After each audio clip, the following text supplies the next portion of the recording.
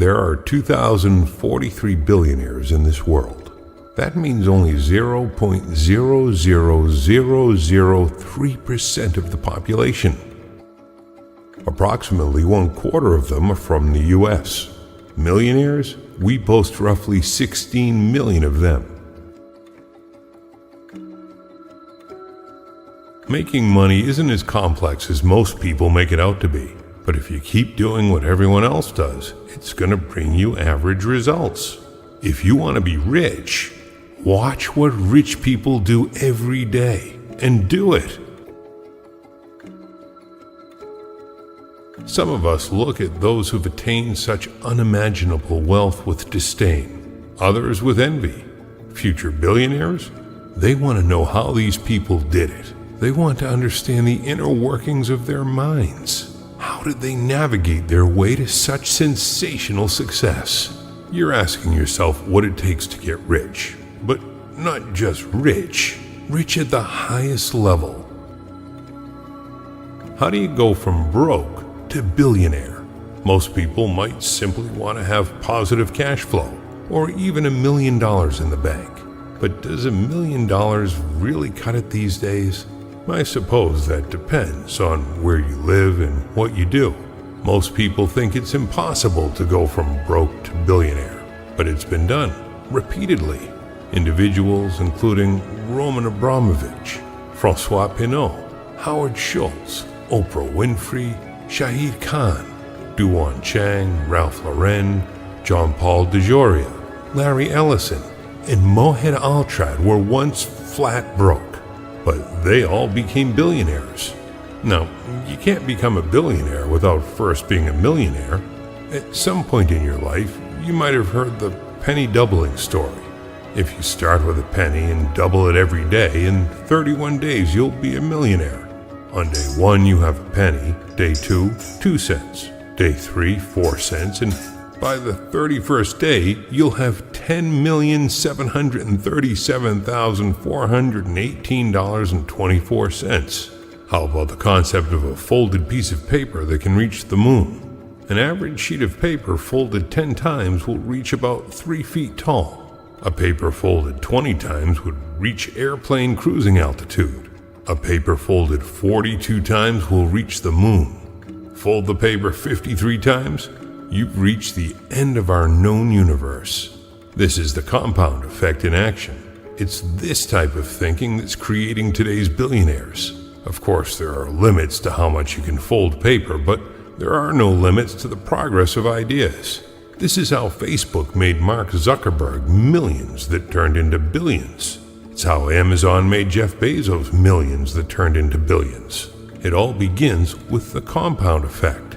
The compound effect is the principle of reaping huge rewards from a series of small, smart choices. What's most interesting about the process is that even though the results are massive, the steps in the moment don't feel significant. Whether you're using this strategy for improving your health, relationships, finances, or anything else for that matter, the changes are so subtle they're almost imperceptible. These small changes offer little or no immediate result, no big win, no obvious "I told you so" payoff. So why bother? Most people get tripped up by the simplicity of the compound effect.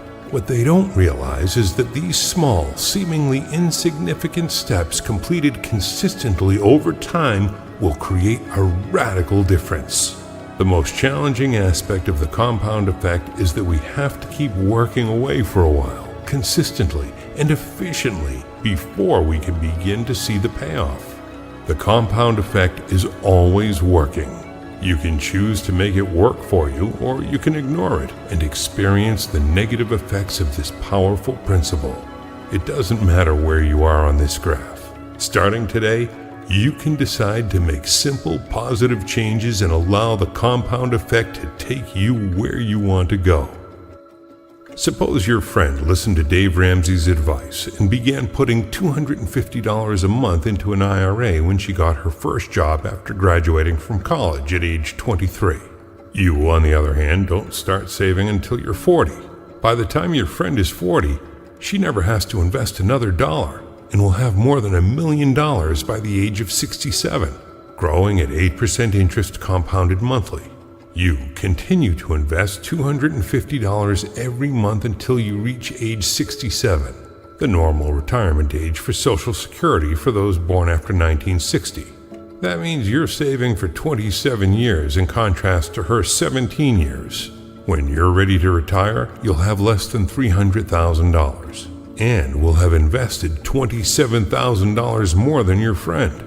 Even though you saved for many more years and invested much more cash, you still ended up with less than a third of the money you could have had. That's what happens when we procrastinate and neglect necessary behaviors, habits, and disciplines. Every decision you make, no matter how slight, alters the trajectory of your life. What we all are is simply an accumulation of all the choices we make. Our choices can be our best friend or our worst enemy. They can deliver us to our goals or send us orbiting into a galaxy far, far away. Think about it. Everything in your life exists because you first made a choice about something. Choices are at the root of every one of your results. Each choice starts a behavior that over time becomes a habit. Choose poorly, and you just might find yourself back at the drawing board, forced to make new, often harder choices. Don't choose at all, and you've made the choice to be the passive receiver of whatever comes your way. In essence, you make your choices, and then your choices make you. If you want to get from where you are to where you want to be, you have to start by becoming aware of the choices that lead you away from your desired destination. Become very conscious of every choice you make today so you can begin to make smarter choices moving forward.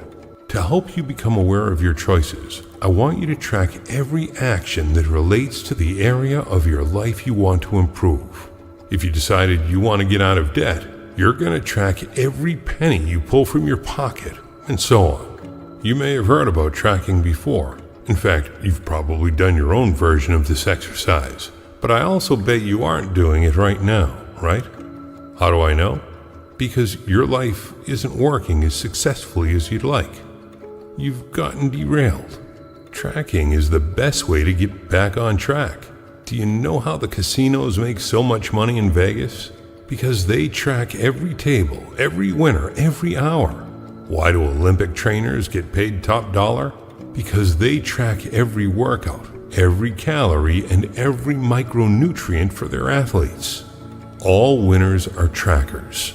Right now, I want you to track your life with the same intention, to bring your goals within sight.